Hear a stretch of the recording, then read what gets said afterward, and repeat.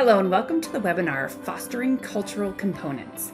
My name is Courtney Williams, the host of America's Kids Belong's FosterCon webinar series. I work at America's Kids Belong to help inspire and equip others to find their yes in the foster care equation. Most importantly, I'm a foster and adoptive mom, still learning and growing myself. On behalf of America's Kids Belong, I want to thank you for joining us for this webinar. At America's Kids Belong, it is our mission to dramatically improve the experiences and outcomes for kids in foster care. This event is part of fulfilling that mission as we hear stories and experiences that should change the way we engage in foster care. As a transracial, adoptive mom and foster mom who has many ethnicities in my home at different times, I can say that this is a very crucial topic for us to cover. Before we get started and are introduced to our speakers, I want to share a couple of housekeeping items with you. First, please take a look at the slides introducing you to our speakers today. We're so thankful for both of their voices and the one at the very end and the conversation that's about to happen. It's actually 3 voices you get to hear from today.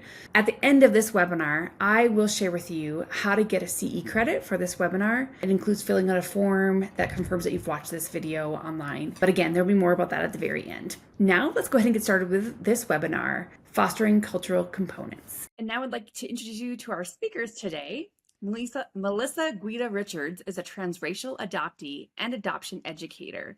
She is also the author of What White Parents Should Know About Transracial Adoption and its accompanying workbook. Recently, she's been seen on Newsweek and has work in the Daily Beast, The Independent, Zora, Insider, HuffPo, and many more. Also joining us today is Brittany Clow. Brittany lives in South Carolina and owns Counseling Services of Greenville, a local therapy group that provides therapy for individuals, families, and couples of all ages. She's been working as a clinical therapist since 2012, but started her career as a foster care case manager with therapeutic families and has served foster and adoptive families through intensive in-home therapy programs earlier in her career. Brittany herself was adopted from South Korea as an infant and has experience providing support for the transracially adopted community. She continues to work with adoptive families, especially adolescent adoptees, to heal attachment wounds and support education for families. Thank you, too, for being with us today and sharing part of your story and your journey. Thank you for having us. Thanks for having us. Yes. So, Melissa, let's start with you. Share a little bit about your adoption, because you too were adopted. Share about your adoption journey and what got you to the point of now helping educate foster and adoptive families around transracial placements. Yeah, so I was adopted from Bogota, Colombia into the United States at about 5 months old. And I was adopted in 93, and then I had a brother who was adopted a few years later. And my parents, they were immigrants to the United States that grew up in Italy and Portugal. So I had a little bit more of a unique experience growing up with immigrant parents, and they especially weren't used to the diversity in the United States. And when they adopted, there was very little to no education on the transracial adoption aspect. And so for them, they kind of lived with this philosophy of like, we don't see color. And in that aspect too, they also had struggles because they were starting to notice things going on with the family that concerned them, and they were worried that my brother and I weren't going to be accepted.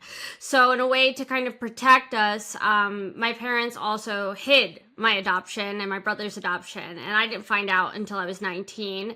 And even though I knew I was different and like would experience subtle forms of like racism since I was like 5. I didn't have the words for it. I didn't know exactly what was going on. But since my parents had experienced xenophobia, they were like, well, similar stuff happens to us. Like people call us these names and make fun of us for our accents. So it wasn't until college that I was really able to kind of figure out like what cultural identity is, what I had lost out of, what like part of me was like screaming for, and trying to understand like who I was, where I was coming from. And so I used my cross-cultural counseling class kind of as inspiration to sit down with my parents. And it was in those discussions I was like, my parents didn't learn this. Why not? Someone needed to teach them, someone needed to show the priority and like why it's so important to children to know these things and have parents who can support them through this. And so that's kind of where I got the inspiration for my books. And for the past 5-ish 6 years now. I've been helping other families kind of merge that gap and just get ready to be comfortable being uncomfortable and having these tough conversations to support the children in their care. That's awesome. And it's just great that like how you helped open your parents' eyes. You know. Yeah, it wasn't an easy journey, but it was very rewarding in the end. Yeah. Great. Well, we're going to hear more about you and from you in a little bit. Brittany, why don't you share with us? You also were transracially adopted, and you have worked in child welfare and now serve as a therapist. Share with us about a little bit about your journey to this point right now. First, I want to just respond to Melissa's story and just say how just hard it must have been to have to be the one to do that leading as the child, you know? And I think that's what we're doing now is so much about is not making the child have to lead. Yes. It really should be from the adults. Like the adults need to be the ones leading our kids. That's the point of having parents and being parents. And so I just appreciate the story. Thank you for sharing. In terms of my story, so similarly, I was adopted at 5 months from South Korea, and my parents are extremely white. They are Norwegian and Finnish, and my whole community is white. Grew up in a very small town in Wisconsin. And so my sister, who was adopted as well, she's 5 years older than me, we're the non-white kids in the area. And so everyone knew us. Everyone knew us because my mom was a teacher anyway, and just everyone knew us. It was like there was zero anonymity ever. And it was an interesting thing because what's different about my adoption is there was no hiding that we were adopted, and my parents never wanted to. Grew up with a million books on Korea, all the, different things they could sort of get their hands on at that time in the late 80s. Even being lucky enough to have an adoption, like a Korean adoptee specific group, a few hours away in the closest big city, there was an adoptees ministry that was specifically for Korean adoptees because there was so many adoptees from Korea, at that time and to that area. I could say a lot about issues right now with Korean adoptions and why there is a pipeline to that area from Korea, but all that to say that I did have a lot of support. So once a year, I would go for a week and stay with another adopted friend who we met because my grandmother was so bold as to say, "Hey, I see you're a white couple with some Asian kids. Like you should meet my daughter." So we got to be friends. But every summer, I would go for a week, and this camp had like 500 plus adoptees. So we would have this assembly in the morning, and there would be just a sea of black hair, and all the white adults who were volunteering were the minority, and it was fantastic. And it was so good. Um, and so in any case, I think my adoption story is a really good one in a lot of ways. But I think that what's interesting is that regardless, I would say I have adoption trauma. And I very much would have denied that fact and I did for a long time. I even went back, so I went to Korea with that Korean adoptees ministry as an adult, as a young adult. And it was like a 3 week, homestay situation. And we got to tour most of Korea from the southernmost area to probably up to the northernmost, like toward the DMZ, and ate all the food and learned all the things and met with our adoption agencies. And I think it was there that I really was kind of hit in the face with, wow, you are so disconnected from your culture. It's so foreign. And people could tell that I was Korean, or they could tell I was Asian, but they knew that I wasn't like one of them. And it was just shocking and really kind of made me confront, what it's like to be transracially adopted. Um, but to kind of get into why I ended up in like child welfare and in this journey. So my sister was adopted as well. But she was adopted from a different orphanage, or not orphanage. It was like a foster care situation. But she was neglected so severely that when my parents picked her up, they couldn't really recognize her. They didn't expect it to be her because her face shape changed so much from being left on her back. So even today, her head is like pretty flat in the back. Like I think if she had been adopted today, they would have put her in a helmet to try to help address that. But she was severely neglected. And of course, there was no information on reactive attachment. I think my mom finally found something on it and, sort of soft diagnosed her when she was in her late teens because we could not understand. And I think a lot of my journey in terms of mental health has been trying to figure out what happened to my sister, what happened to my life, what happened to my childhood, because it was so severely different from what I experienced. So that's been, I think, really the story of my journey through this mental health part with transracial adoptees. Yeah, and thanks for sharing. And yeah, I'm sure even your lens has maybe changed as you became a therapist and got training in that to understand maybe some of the things that you were going through that you didn't understand, as a young adult or as a teenager or as a little even a younger kid. Oh, I'm sure it's helped. absolutely. Yeah. Yeah, there's been healing there, certainly. Yeah. And we'll get more into this as well, but I'm sure, I have transracial adopted kids. I have um, 4 Black kids and 2 Hispanic kids, and then my 3 biological white kids. So our family is very diverse. And very And they have large. taught me so much. And again, like I want to be in this journey. I want to be the one leading, I want to do it really well. But there is some times where I just don't know what they're thinking inside. I listened to a podcast lately that said that the average tween girl that's been adopted thinks about her adoption like 15 to 20 times a week. It's going through her brain. I'm like, wow, like I think about it a lot and I talk to her about it a lot, our tween daughter, but I don't think about it that much, And so just to even have the lens of what they might be thinking or what grief they might be going through and always having that as a forefront reminder is just something we need to be remembering as parents, whether foster or adoptive parents, to know that these things are being thought of. So again, this conversation is going to be great for people to understand some of these ways that we can put this at the forefront and not make it be this thing that we think about once a month or just consider when they bring it up to us.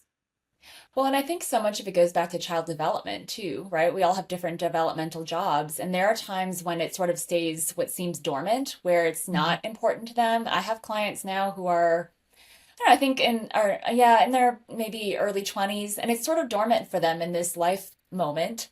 But it'll rear up in other life moments, like maybe when they get married or when they have kids of their own, or being a tween, your whole job developmentally is to belong.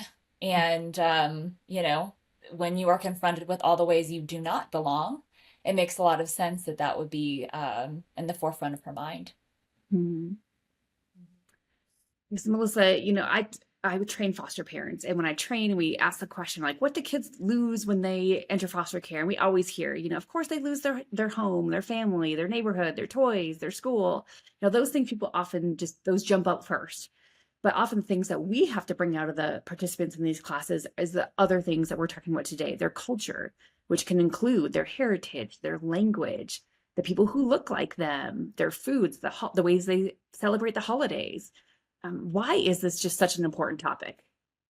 Yeah, I think this is such an important topic, partly because a huge number of adoptive and foster parents are white. And it's just the way, the statistics show that a huge, I think it's about 70% of transracial adoptions are done by white parents.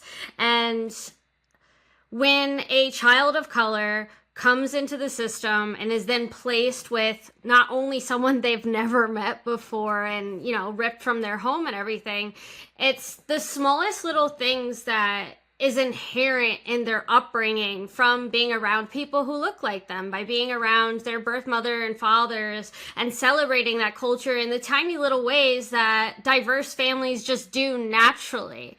And so the way I look at it, it's like I grew up in a very Italian home. So like pasta was a very common occurrence. So if you just took me out of that home that I had lived in for many, many years, and this was the common meal, we had this meal multiple times a week, and then moved me to another home where we didn't eat pasta, we just ate cereal and boxed foods, that would be a huge cultural shock. And so, for a lot of children of color, when we are brought into these white families, typically they live in these white communities where a lot of the close family and friends are also white. And that's not to like point a finger and say like, oh, that's a bad thing. It's just one of those things that's different. And so just simply acknowledging that you may take a shower differently than your white and than your black and Latino counterparts who tend to use washcloths. That's a cultural difference that it would be a good way to kind of lead that connection through this gap here where you're trying to merge these two worlds, and just understanding that other families do things a little bit differently.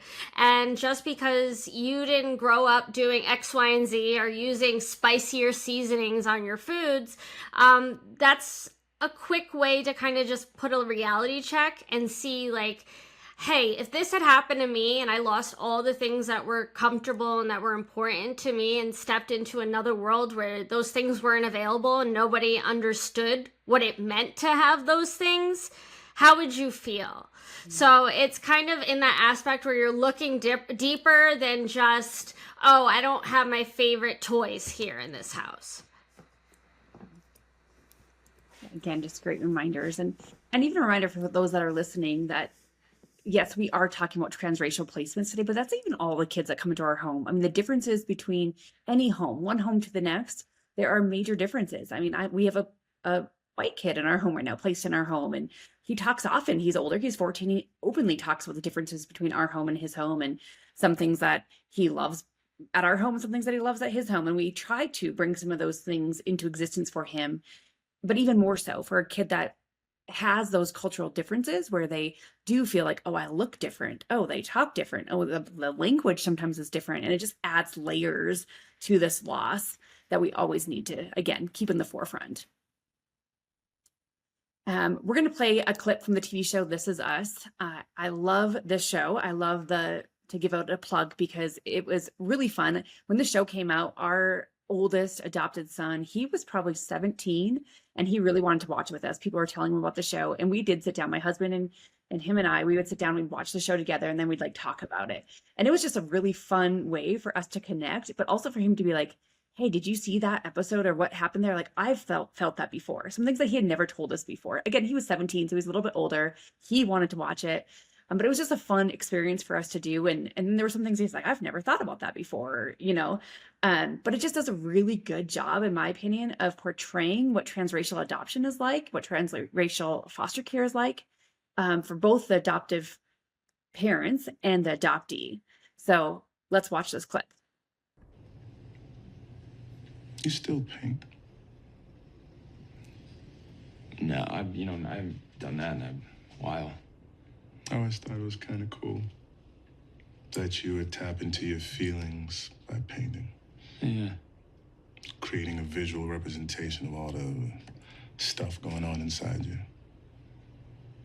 I'm gonna try and paint you a picture, okay? I started going to this support group for transracial adoptees. They explained this term to me, ghost kingdoms. It's like an alternate reality in your mind where you imagine the life you would have had if you were never adopted. And I realized that I've had this ghost kingdom my entire life. I just never had a name for it. Since I never knew who my birth parents really were, I imagined that the nice librarian from the neighborhood library and the black meteorologist on the local news were my parents. The guy we always used to pray to for snow days. Yep. Yeah. And the librarian. She always let you check out more books than you were allowed. She did.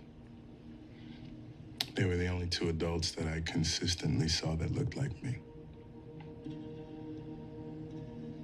Now, this group told me that this is a pretty common thing. But back then, I didn't know that. So picture me, Kev.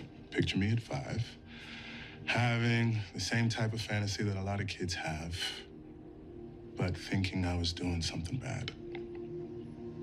But I wasn't. I was just going to an imaginary place that was supposed to be just for me. But that's not the full picture. Because I could never fully escape into my fantasy. Because I felt too guilty. Because I loved you guys too much. You know, it's actually perfect weather. Yeah, no, it's perfect weather. Perfect weather for who? For football. Steelers always have an advantage in the snow. Hey, bud, come on. Come here, bud. You're right next to me.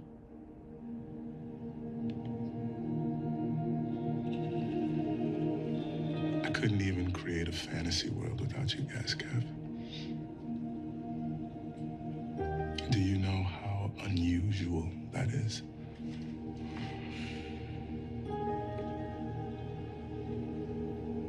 I'm sorry.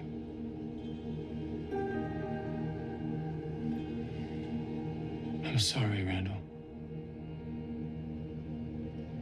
I'm sorry there were things I didn't see when we were growing up. And I'm sorry there are things I still don't see. You are my brother. And I love you.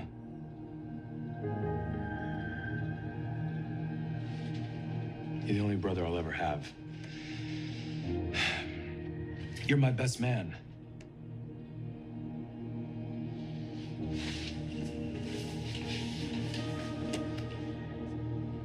Dad didn't die ashamed of you. And the only reason I said it in our fight was because it was a cheap shot. I'm sorry. He was proud of you. I am proud of you.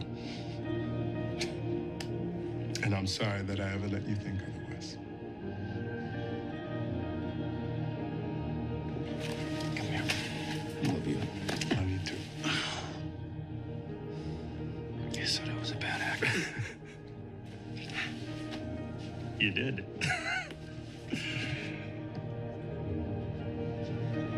You're a fantastic actor. But I think Miss Palm's right. Comedy's your sweet spot. I know. You gotta do.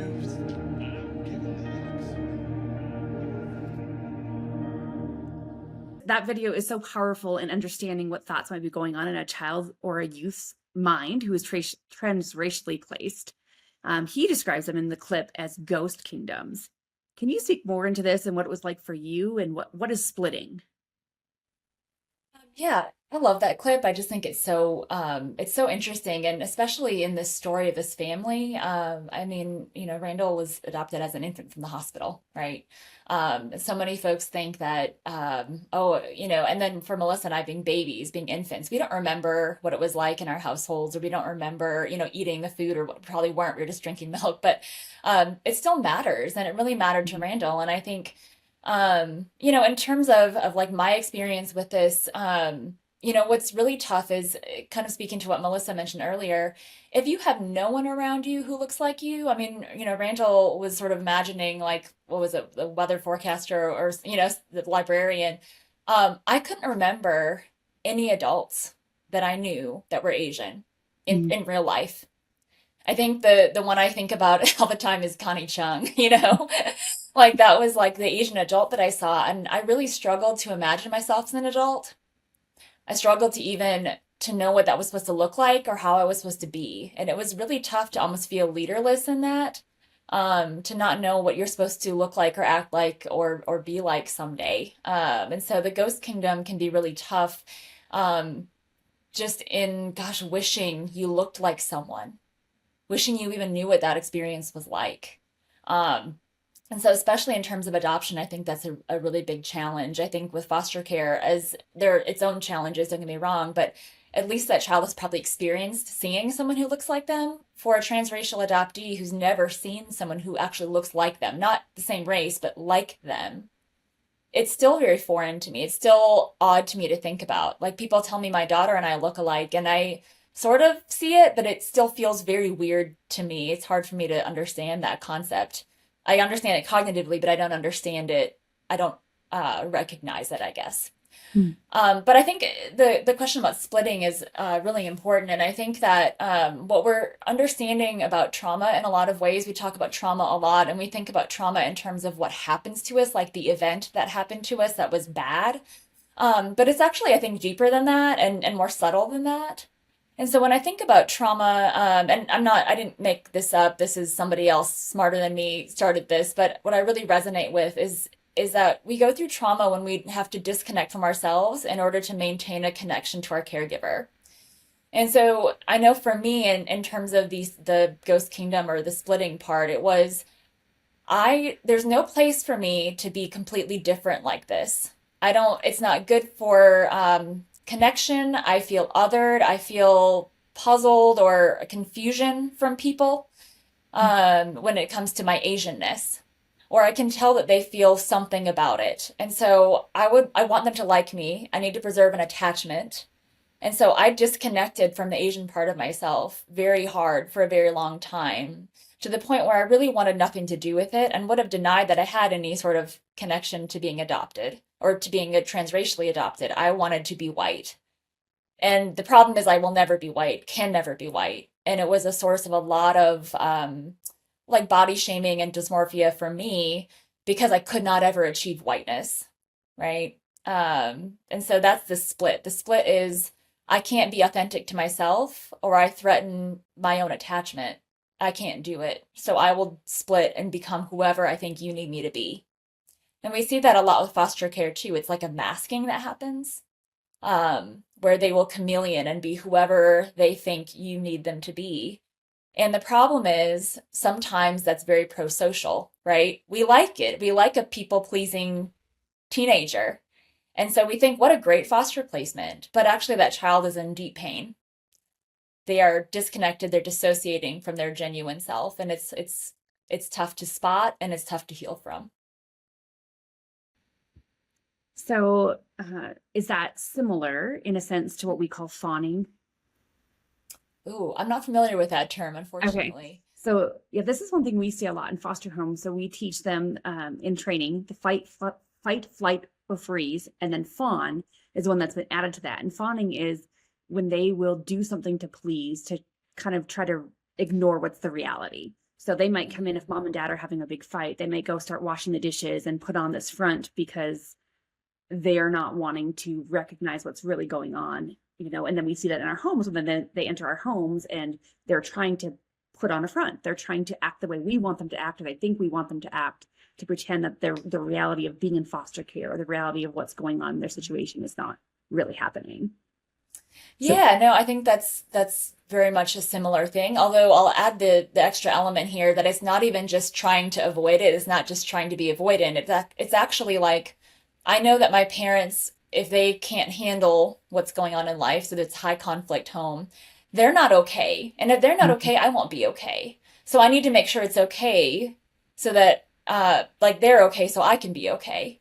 And so it's really, when we talk about fight, flight, freeze, fawning, it really does end up in that survival category. So it's not just an avoidance or sticking your head in the ground. It's literal survival level. I have to make sure that my parents are okay or my caregiver's okay. And so this is where you see, I mean, this goes into, it's not just adoptive families. This is a sort of all people, at least all the people that comes in my office have this issue of almost enabling or trying to prop up everybody else. Mm-hmm. Because really they know if their caregiver isn't okay, I can't be okay. And so, well, I'm sure you do see that in foster care and adoption as well. Yeah. So then going back to your story of, great, not being able to imagine what it was like, what it would be like to be an adult. Mm-hmm. What is there something that helped you get past that, like in a sense, desire to be white? Yeah, social media. I'm going to give a plug for social media here. Especially after COVID and there's so much Asian hate. It was, that was a really big awakening for me to like really reconnect with what it meant to be Korean. Not that it isn't already kind of like hip to be Korean these days with like K-pop and K-dramas, but I really, really made it a point to surround my social media with Asian people. Asian beauty influencers, Asian models, Asian actresses, like, did I still sometimes feel like, wow, well, I'm Asian, but I'm still like, not as pretty as they are. Fine. But that feels normal. That's like a normal level of things. Mm-hmm. It's like an added layer if you also can't be white. So I take that out of the equation And I've really surrounded myself with, that representation piece. We talk about that a little bit, but God, it's so powerful to see a superhero who looks like you, or like a romantic lead, like when Netflix's To All the Boys I've Loved Before. It makes me choked up thinking about it. I like sobbed when I saw that movie. And it's not a sobbing movie. It's very lighthearted. But to imagine, and spoiler alert here, I guess, but like to imagine an Asian female lead, not as like the friend or the nerd or the funny one, to as someone who would get the guy at the end, floored me. Totally floored me. And so, yeah, it's fantastic to just surround yourself with people who look like you in whatever way you can, and social media is one of those ways you can. That's good. Again, just great reminders and reminders for moms and dads to, surround your house in books and TV. And Melissa, that'll kind of lead into our next question. A lot of people watching this are foster parents, and sometimes it's easy to overlook this cultural component thing because we think, well, they might just be in our house for a week or a month, or we don't know how long they're going to be here, so I don't need to worry about that kind of stuff. And that's just not true, right? We really need to keep this a priority. So can you give us some tips and ideas as how foster parents can consider culture with a new placement and things they could have in their home? Yeah, I think like a simple way just to get started is just to consider cultural competency as like another necessity. Just like you need a food, clothes, and support emotionally, like cultural competency needs to be another pillar that is prioritized in families. And I think an easy way to do that is just start with authentic interest, because especially with foster placements, at any time of day, you may be getting a new child or children in your home. So I think it's pretty impossible to prepare for every single ethnicity and race out there that could possibly come in your home. But what you can do is keep that authentic interest and have some key tools in your toolbox, like the local library. The local library is a great way to research about other cultures, foods. There's often different activities and groups that you can go to, and a lot of them also have language learning apps that are available for free. So that's a great way for foster parents to kind of get extra help in these areas that they may not be familiar with. Another thing is, we kind of touched upon this before, is like the racial mirrors, having people that look like the children in your home. And this can be like joining another church that week, explore different community offerings. Like my HOA offers a Taekwondo class. There are different things that are available in your community where you can connect to diverse families and just open up your doors to provide opportunities that the child can be like, ooh, like this is something I'm interested in. And that can spark like other more accurate representations that make the child more comfortable to be like, we do this, X, Y, and Z. Can we try to do this? Just by showing that authentic interest and initiating that yourself will kind of model that it's okay for the child to be curious, for the child to miss aspects of their culture. And we touched upon this earlier, hygiene, hair care, those are simple ways to make children of different races and ethnicities feel welcome in your home, is making sure you have these tools in your toolbox available for them with different, if you have different, excuse me, sorry, my brain just blanked. Different silk pillowcases or head coverings or different hair ties and spray bottles, different things that the children don't necessarily have to be uncomfortable going up to you and be like, oh, my hair is a mess. I didn't know how to do it with the tools you provided. Like that can be an uncomfortable conversation, where in other foster homes, that's what they were told, that they looked unruly, that they weren't making an effort with their appearance, when the reality is they didn't have the necessary items are needed for their culture and their diverse melanin, lotion, different things like that will provide avenues where the parents can connect to the child's culture and aspects that give that child the confidence in asking for help and also connecting the family closer together to support that child. And I love how you mentioned like we can't have everything in our homes all at once, right? Like we can't prepare for every situation. But our very first foster placement were two beautiful Black girls that were 6 and 8, and they came into my care, and I did not know how to care for their hair. I was living in North Dakota at the time in a very white community. I had Black connections, but I didn't have like close Black friends. And so I went to Walmart and I found a lady that was working there that was Black, and I walked up to her and I just initiated a conversation, and I said, "Hey, this is my situation. Would you help me?" And she took me down the aisle and she showed me what to do, and she became a close friend. Like she ended up doing their hair, she ended up doing our future daughter's hair. Like we just formulated this friendship because I simply walked up to her in Walmart and was vulnerable with what I needed. And same thing with any sort of placement. We live in a town that's got a small community. A lot of colleges have opportunities for, or they have staff members, they have connections. Like they're a great place to go to and say, okay, we've got this placement. It doesn't mean you have to be prepared ahead of time, but pretty much immediately you need to get on that mindset of what can I do now that they're in my care to help them in this situation. Yeah. And you gave some great things to be thinking about: libraries, colleges, community offerings, and then seek the people. If you don't know them, find them. Find them. I mean, obviously, if a kid's in your care, there's somebody within the community. Another great thing is see if you can connect with their biological family. I always encourage that, unless there's a reason why you can't. Usually there's not. Usually there is a way that you can connect with them and ask them, like, hey, how do you care for their hair? What do you do for your bedtime routine? How do you celebrate this holiday that's coming up? And asking them and then bringing that into your home is a beautiful way of doing it. And the kids see that too. They see that as the foster parents, like, I'm connecting to their biological families and I'm willing to be there and have them sometimes even in your home, again, if it's safe and it's a good thing to do. Like we love to do that as a foster home because we feel like they know them best and they're going to help them feel that connection better than we ever could with anything we try. Brittany, what are some things your parents did well to incorporate your Korean culture into your upbringing?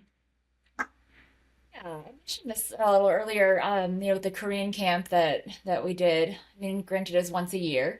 But we always had books. We had dolls. I always had a hanbok, which is the Korean traditional dress. Usually I had one that fit me at some point, throughout, childhood. I think what I appreciated was just that it was around and it was never something that was hidden away or an oddity. I think having Korean Christmas, we had Korean food every Christmas, and my parents undertook the journey of making it, learning how to make it, trying to find the recipes and trying to find the actual ingredients in my town was hard.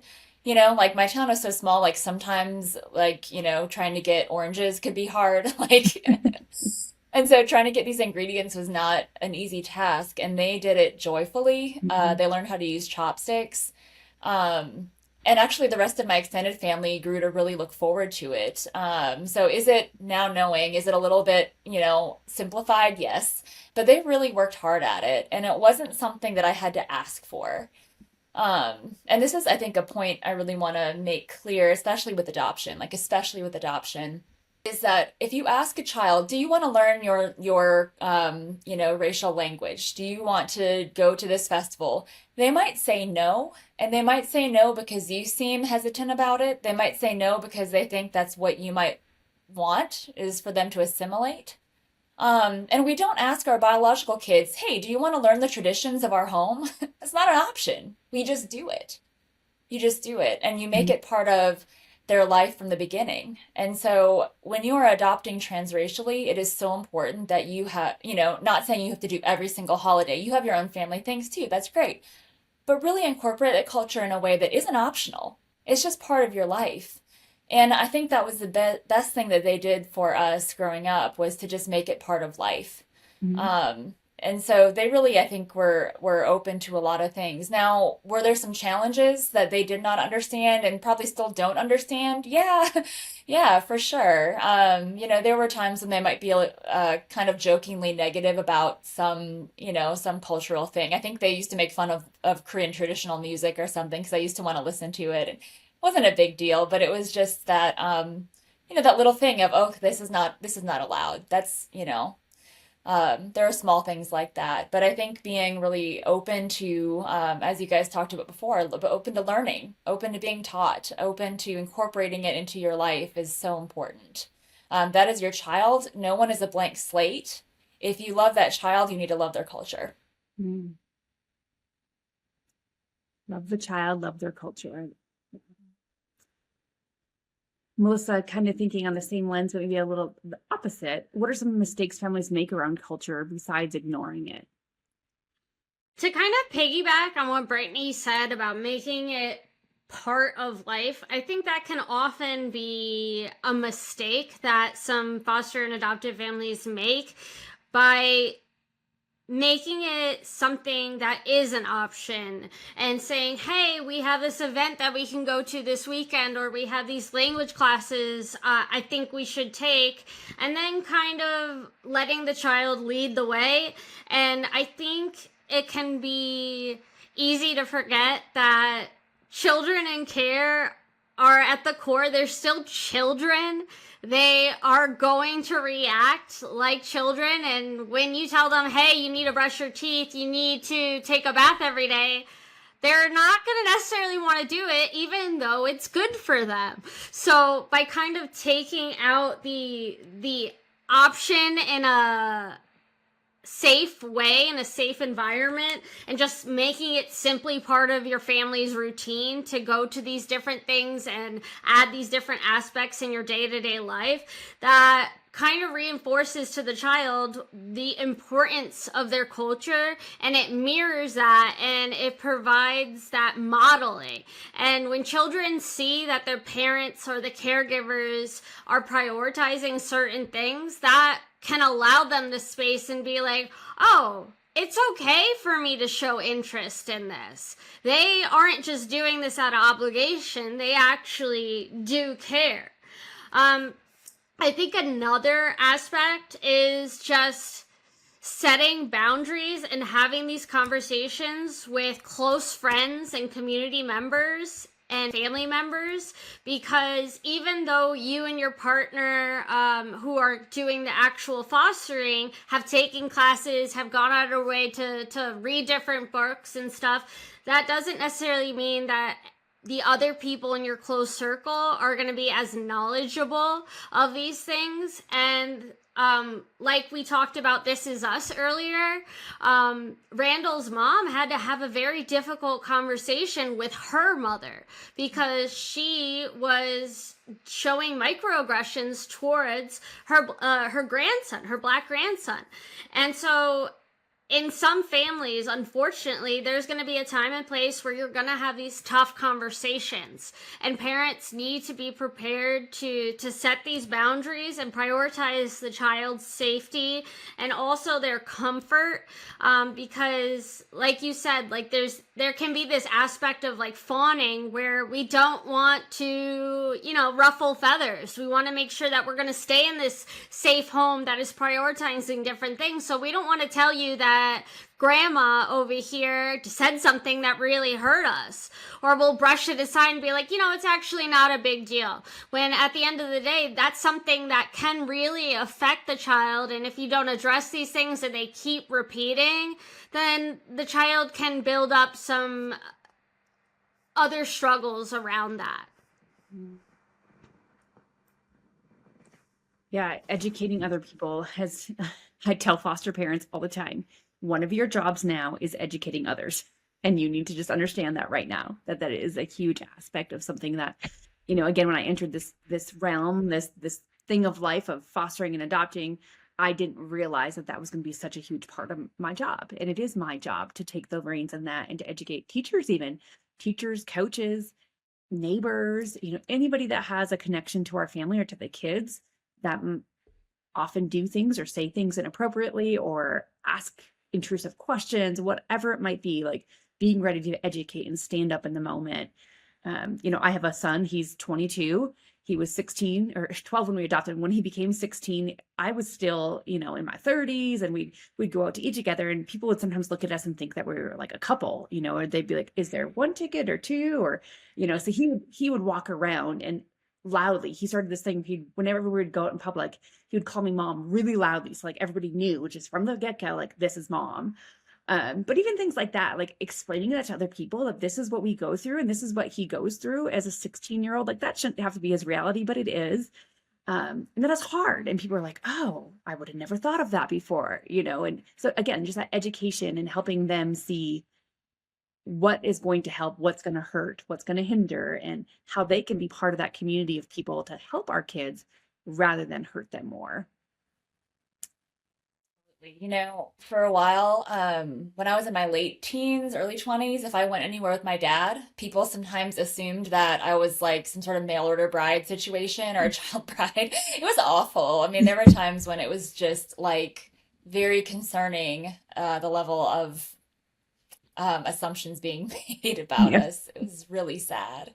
So Yeah. I really resonate with that. Ooh. So, Brittany, share with us the importance of therapy and what are the types of things you work with adolescents who is a transracially placed youth? Yeah. So therapy is one of those tools that I think is helpful, but I want to make a plug for there are lots of different ways to do the same job. And therapy may be appropriate for your child, but therapy may not be appropriate. Sometimes these other things like community groups, mentors, just support groups of other kinds might be just as effective or more effective depending on what the child needs. And so I know that people sometimes think, oh, well, I'll just bring them to a therapist to talk to them for an hour once every 2 weeks and that'll fix it. No, like it's much bigger than that. So that being said, in terms of therapy, first of all, when I'm working with the youth, and this is maybe something you'll want to look for if you think your child needs therapy, I don't believe in child therapy, because there's nothing I'm going to say to a child that will make it okay if their environment is not okay. And so it's family therapy. It's always family therapy at the end of the day. And so are there individual components? Yes, but it is still your job as the person with that child all the time, to be making some changes as well. But in terms of the work that I do with adolescents and even adults, it's really focused on like identity building. So helping that child understand who they really are and who they've lost along the way. I mentioned trauma a little bit earlier. So I do a type of trauma therapy called accelerated resolution therapy. If you've heard of EMDR, which is a little bit older and been around longer, it's a similar type. It's like an offshoot or an evolution from EMDR. But I find it really helpful for reducing shame, reducing anxiety and depression, because what we're doing in anxiety and depression is sort of leaving behind that authentic part of ourselves. And a lot of times for especially adult transracially adopted children, especially depending on when, like how adult they are, right? What the cultural sort of pathos was around transracial adoptions at the time, like Melissa mentioned, that colorblind thing, or sometimes there's even more like overt racism that went on. And so we do a lot of trauma work to help uncover who really are you. Because when we're trying to make healthy attachments as adults, we can't attach truly if we don't have an attachment place, right? So what I mean by that is, if you don't know your own core identity or what your needs are or what you like or don't like, or what your values are, you can't make a connection with only one side. You have to have something here to connect to feel secure with. And so when I see people who have real deep attachment wounds, so things like reactive attachment disorder, even things like terrible diagnosis name and not really a good description, but they call it borderline personality disorder. These are things we see in the adopted community because it's an attachment wound. And so treating an attachment wound is really about building a core identity and reconnecting with the parts of yourself that you lost along the way. And let me make a big plug for caregiver treatment. Big plug for that. And this is, I see it so many times where adoptive parents who are exhausted or foster parents who are exhausted say, well, I'm not the problem, so I don't need to be in therapy. Your lack of compassion is a problem. And that's a huge problem. And the lack of compassion is because you're exhausted. And you also have been not meeting your own needs or getting your needs met. And so I really encourage caregiver treatment so that you don't end up with what we call blocked care, right? And an inability to connect to your child. And so all of this starts with the parent being okay and having enough to offer a child to start with, right? So yeah, that's kind of what I do, and I try to do that with groups. I do have like a virtual adult Asian adoptee group that meets once a month. It's more of a support group style, not a treatment group style. But I also have done treatment groups for adolescents and just work generally with families on my caseload. Thanks for sharing that, because I do feel like I hear all the time as a foster adopted mom, every kid needs therapy. And you just made a great point that that's not always true.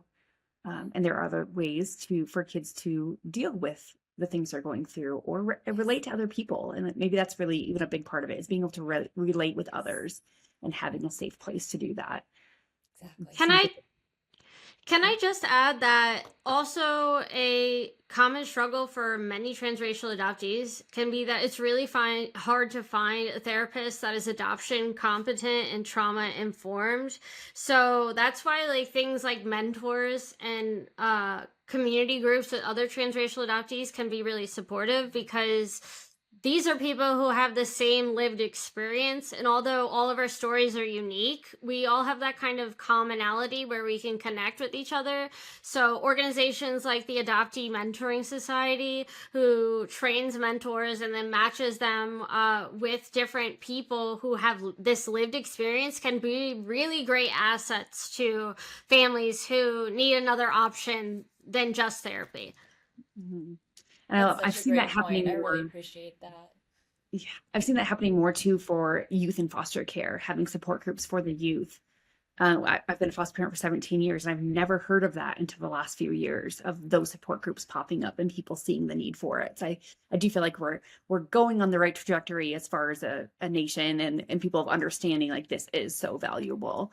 And even like for foster parents, Brittany, you brought up a good point of recognizing our compassion fatigue, the things that we go through, but also, and not saying not to dismiss therapy when it's needed, but our support group, our county makes it not mandatory, but they offer support group twice a month. And it gives us training. We get training hours for going, and they always provide childcare and a meal. So there's like no reason why you can't go as in a sense as a foster parent.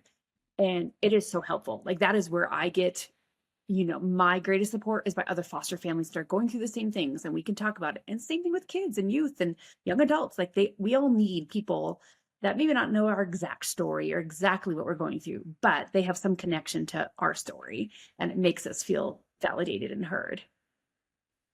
Awesome. And Melissa brings up such a good point in that not all therapists are adoption competent, trauma Mhm. competent. And I think that I've seen a lot of clients who come to me who say, "Oh, you know, went to a therapist and it didn't do anything," or "This is what they did," and I hear it and I think, "Oh no." And so people who really have worked with attachment and have experience with attachment and healing, we have to find the right caregivers. And so the same way that every parent can't know every single youth story or every single like race information, like therapists are not all the same. We have all different like specialties and specifications. And I would say my career sort of led me down this path just through my experience for, I don't know, probably some good reason, I guess, but not necessarily one directed by myself. But it is really important to find the right caregiver, the right treatment provider, because it's not all the same and not everyone has the information necessary to help these youth or the families. Anything else either of you would like to add to this conversation before we close it out? I think I just want to add that it's okay to make mistakes. We, as parents, there's so much pressure on us, whether we're biological or fostering or adopting, to make the right decision and to always support our kids and do everything right. But at the end of the day, we need to recognize that we're human, we're going to make mistakes, and that's okay. It's okay to admit that you don't know everything. What's important is that recognizing in that moment that, hey, I could have approached this differently, apologizing, holding yourself accountable, and being willing to learn from experts in this field, and that may be your child's birth family in this one area, or it might be your pastor, or might be the teacher, the coach at school. There are different people who can help guide you to make better choices that support your family. And it's okay to ask for help. I know it's really hard being a parent, but sometimes you just need that extra support. Well, again, I just thank you two both so much. This is so valuable for all families to hear, foster families, adoptive families, just to recognize these things and to hear from voices like you two who have lived experience, and even a reminder to listen to your kids, like watch for when they're being quiet. And I mean, books will share with you, there are certain ages where, again, kids will think about this throughout their life, and there's kind of the comes and goes and the ebbs and flows, but there are certain times in life that I always hear, like 9 is a big age when kids start really thinking about who they really are. And then again, that 13, the 16, the 18, there's these milestones where kids really think about these things. And for us to just remember that, and to, one thing I do is I keep a journal with each of my kids. I started a journal when they were each 9. I write back and forth and put it on their pillow. Sometimes kids aren't comfortable talking about things out loud. Some kids love it. Some of my kids, I have 9 kids. So some of them love the journal. Some of them hate the journal. But a couple of them have written things to me in that journal that I truly don't think they would have ever said to me out loud. And one of them was our daughter. She was right about 9 when she started asking, is there any way I can connect to my biological family? And she knew her story before that. We've always been very open and honest, age appropriately, right? But like, we never hide anything from our kids. We answer it in the best way we can for their age. But there are these ages where they start questioning more. Even though she had heard that story so many times up until age 9, then it was all of a sudden like these big emotions. And so she's writing about it in this journal to me.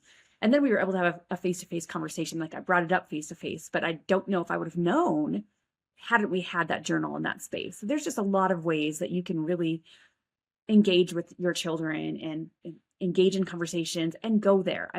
Go there. It is your job to open up the door for those conversations and not pretend like, or make the kids feel like they can't have those conversations with you. As we're closing, Melissa, can you share a little bit more about your book and how people can follow you and find you on socials? Thank you. Yes. So my book is What White Parents Should Know About Transracial Adoption, and the accompanying workbook. And it's basically guides readers to better understand transracial adoption and how to do the work of anti-racism, trauma-informed parenting.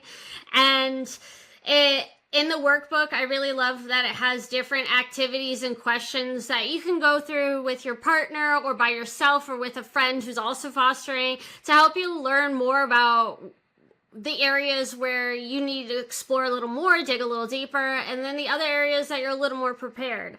And I share a lot of similar content on my social media at adoptee_thoughts, and I kind of relate different aspects of transracial adoption and racial identity and compare them to modern media, whether what's happening in social media, what's happening in the news with other adoptees.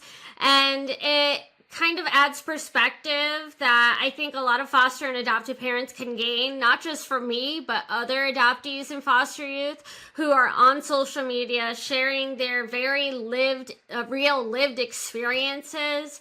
And just know that it can be uncomfortable listening to our voices at first because a lot of these things can be very heavy. But it's invaluable to listen from various different perspectives and can help you offer insight into what the children in your care might be going through. Awesome. Thank you for sharing and allowing us to follow in your journey even more. Thank you. Again, thanks you two for being with us today. Thank you so much. Thank you. I really appreciate this conversation. And now we're going to transition to another guest we have today, Danisha Sanders. Danisha is from Knoxville, Tennessee. She's a wife and a mother of 5 children. She also owns the salon Natural Beauty by Danisha and provides hair care services to foster and adoptive families. Now we're going to show this short little video that she did with Tennessee Kids Belong. There's a lot of things that I can't do to help in the foster community, but hair is one thing that I can, and that's something I really enjoy doing. My name is Danisha Sanders, and I'm a licensed cosmetologist. I own a business called Natural Beauty by Danisha. I offer free travel, and then I also offer a discount of 20%. Lulu was about 1 and had some special needs. And so I knew sitting in a salon that was going to be tough for her. So I kind of reached out to the community and got Denisha's name for her to be able to discount that for us, for her to be able to come here. That kept me being able to keep her hair healthy. What a service that is to be able to have her in her own environment, be able to sit at her own table, do her own things, and just have somebody that's patient, and the value of getting her hair done by somebody that looks like her. I offer classes to help them learn how to manage their hair, how to take care of their hair, just show them like their hair is beautiful and it doesn't have to be straight and it doesn't have to be like well kept. Healthy hair is beautiful. Lulu is ecstatic for getting her hair done. She loves beads. She loves her puffs in the top of her hair. She's very confident and very excited about herself and calls herself beautiful all the time. So. I cannot be a foster parent right now, but what I can do is I can work with my hands and I can do hair and I can support foster families. For those of you watching, if you haven't heard of the Foster Friendly app, it is an app, a platform that highlights businesses, community partners, and events across the nation that are supporting foster families. We are active in many states, but not all the states. However, there are some national offers on the app as well. So if you're a foster parent listening, I highly encourage you to download the app. It's just called the Foster Friendly app, and check and see if we have any businesses or people that are working in your area to help support you as a foster family. And so thank you, Danisha, for your support in fostering, for the fostering community. And we're going to dive into that a little bit deeper and what that looks like for you and for the families that you support. So how do you support foster families when using hair care? Like, what does that look like for you when they come into hair care? Well, first of all, I try to make sure that they feel welcome, and kind of encourage them to take the family and the kid, if they can, to take notes. I educate them on their individual hair needs, like how to look for breakage, when to come back for an appointment, how long a style should stay in, things like that. Um, I try to make the environment like calm as possible for them. Just try not to like ask triggering questions and stuff triggering questions. As mentioned in the video, I also offer a discount to foster families, and I go out to their home for free. Wow.